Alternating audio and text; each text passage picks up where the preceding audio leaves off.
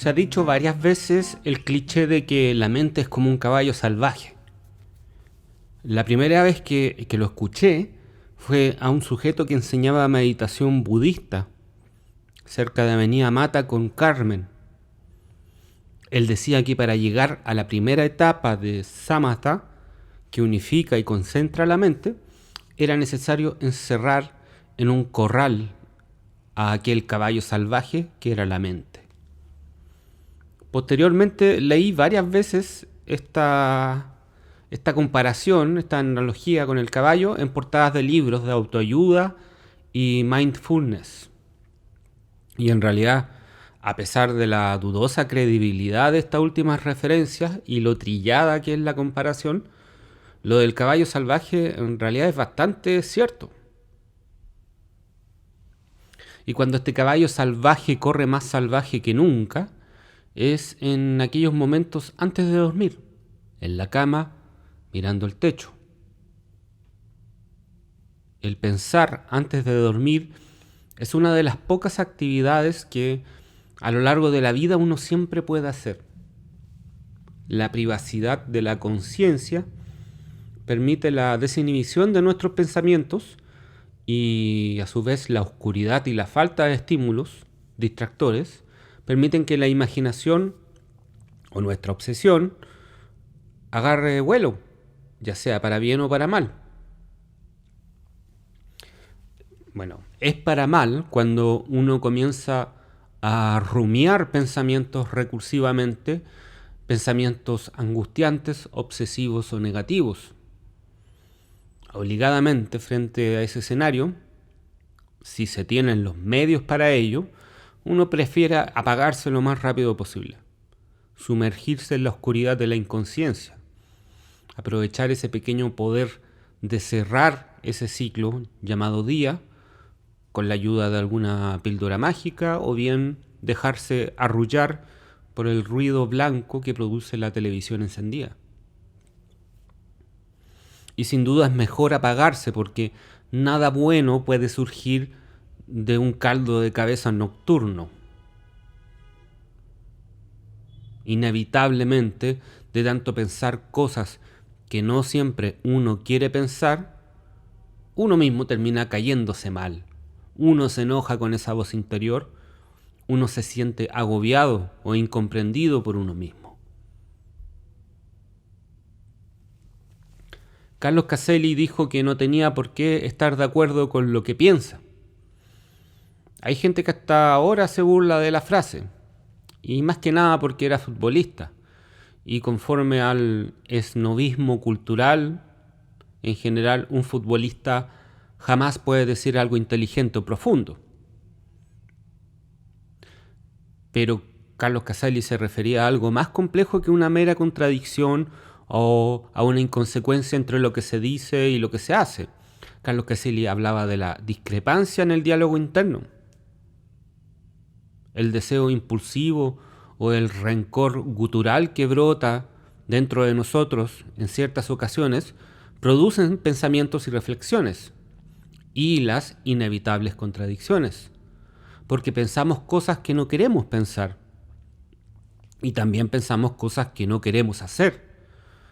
Pero igual pensamos este tipo de cosas simplemente porque podemos pensarlas. Porque ese caballo loco, que es nuestra mente, se manda solo y galopa a toda velocidad a donde se le da la gana.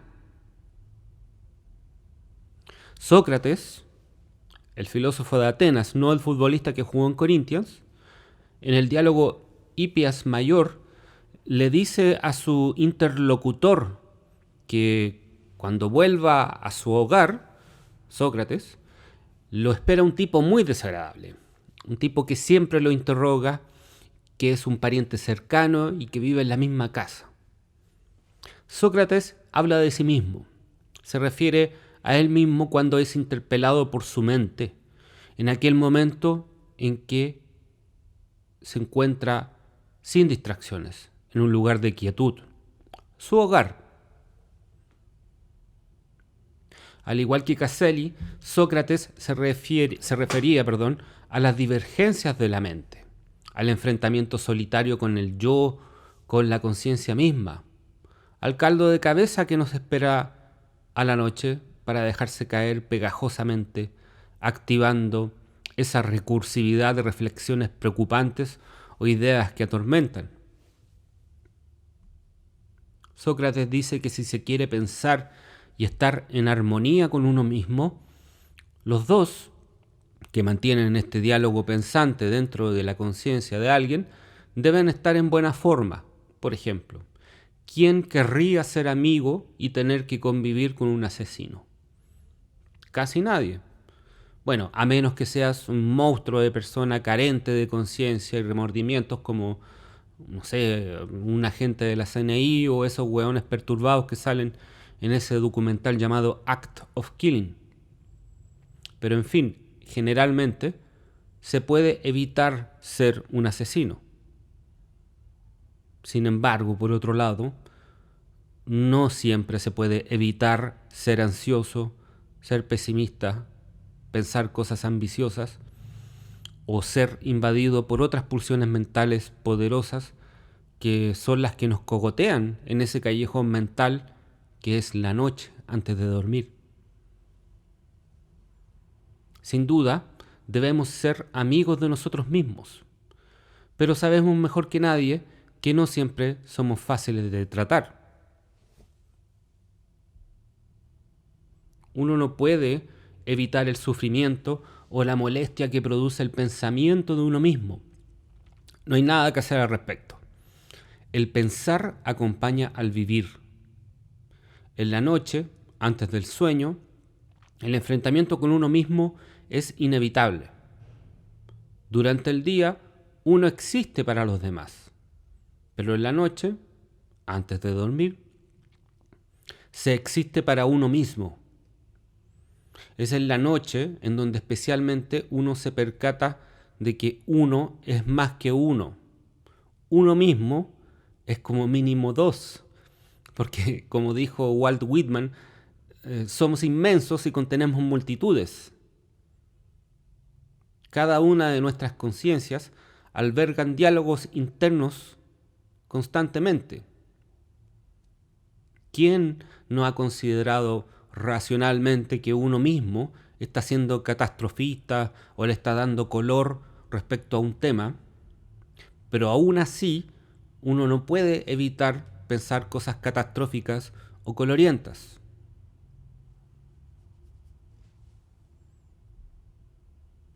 Como señalé previamente, antes de dormir, la oscuridad y la falta de estímulos distractores de la noche permiten, para bien y para mal, que la imaginación o nuestras obsesiones agarren vuelo. Ahora, es para bien generalmente cuando uno es niño, porque cuando se es niño se fantasea con la libertad y la autonomía de la adolescencia y la adultez. En mi caso, cuando era un niño muy pequeño, pensaba fundar un equipo de fútbol. Después consideré el conflicto de intereses potencial que se podía generar si llegábamos a primera división y teníamos que jugar contra Colo-Colo. Así que abandoné el proyecto y mi fantasía infantil futbolera más repetida pasó a ser que yo era un jugador de Colo-Colo y marcaba un gol en una final de una Copa Libertadores. El optimismo del niño y su curiosidad por lo que viene y la noción de novedad de lo que se vivirá son sentimientos que no necesariamente tiene el adulto cuando piensa en su futuro. El niño no conoce mucho del mundo y tampoco sabe mucho de sí mismo. En cambio, el adulto, solo cuando es adulto, sabe, por lo menos en el mejor de los casos, cómo le gusta vivir o por lo menos de qué manera no le gusta vivir. El adulto también sabe que no es tan talentoso, tan creativo o ingenioso, o sabe que no tiene aquellas virtudes superlativas que esperó tener cuando era niño. El adulto sabe que todas sus fantasías infantiles eran solamente eso. Además, por otro lado, mientras más crecemos, maduramos o envejecemos, según como queramos verlo, más conciencia adquirimos de lo inevitable que es la ley de Murphy y, por sobre todas las cosas, de nuestra propia finitud. Porque obviamente la juventud no dura para siempre. Y aunque uno mire para otro lado y se haga el huevón, inevitablemente uno como adulto piensa más en la muerte que cuando uno era niño. Con estas condiciones, caer en la maraña mental antes de dormir, a la que me refería en un comienzo, muchas veces es inevitable.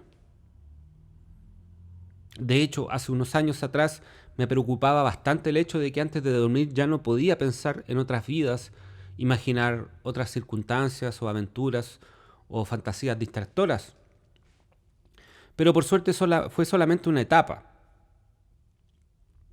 Cuando se es adulto, aún se puede fantasear antes de dormir, aunque sea con la áspera resignación de que es una película mental evasiva.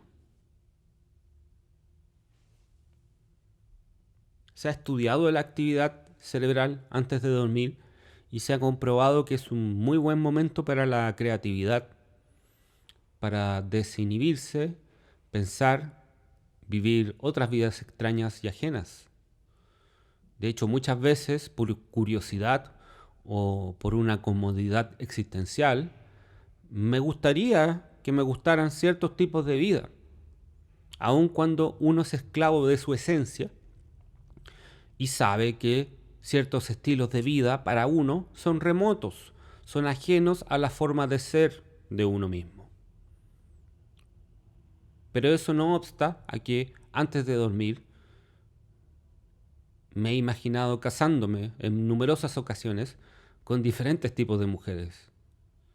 He hecho golpes de estado, he pensado en ser marino mercante, me he imaginado cómo sería vivir como un cura católico, en hacer una misa y pecar con alguna beata, mayor de edad obviamente, en algún rincón oscuro de la parroquia. Por lo general, vivir implica pensar constantemente. Si no, pregúntenle a Descartes. Es pensar constantemente desde si hay papel higiénico en el baño, si lo que me pica es el muslo o el glúteo, si los humanos somos más tontos que antes o es solo un tema de visibilidad, si la vida tiene sentido, o hasta cosas tan sencillas como de qué forma hay que vestirse el día siguiente. No puedo, al mismo tiempo, ser lo que soy y ser lo que pienso en aquellas vidas imaginadas antes de dormir. Uno puede vivir solamente una sola vida, no muchas vidas de forma simultánea.